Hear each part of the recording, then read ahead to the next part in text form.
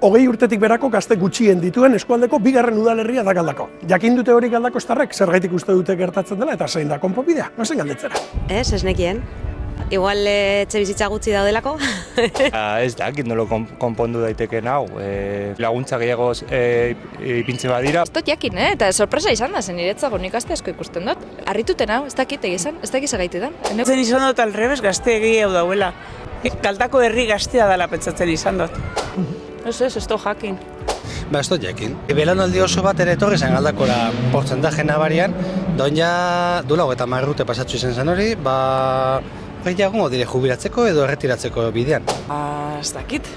Jendeak Bilborantz igual jotzen dauelako edo...